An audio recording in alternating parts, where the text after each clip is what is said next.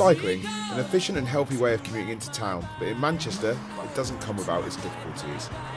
This is motorists are very intolerant of cyclists. There isn't no designated cycle lane for cyclists, so it causes an impact on both cyclists and drivers.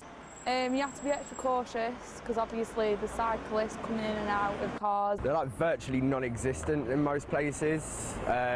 You can hardly see them at all. You don't know where they begin, where they end.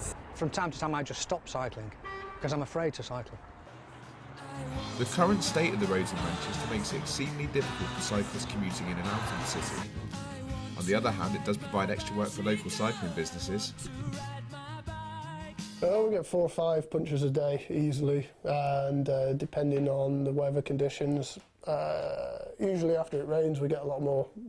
Tends to wash all the dirt and grit out from the side of the road. I mean, obviously where the traffic runs and causes potholes, that in itself causes a different type of puncture.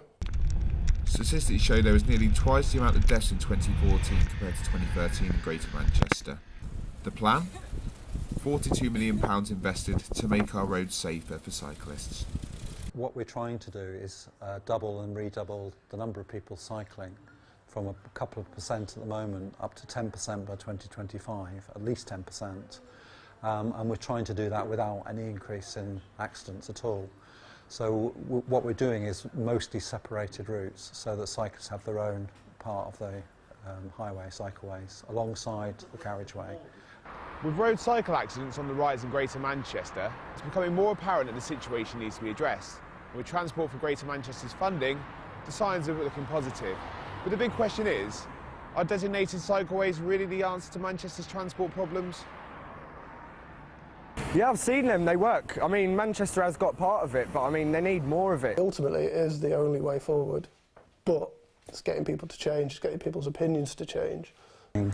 We do work with schools, work with social landlords, work with employers, and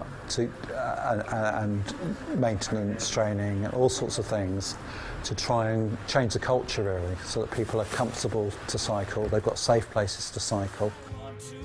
With work set to get underway at the end of this month, the changes should keep cyclists feeling pumped up about commuting to work. David Warman, Keys News.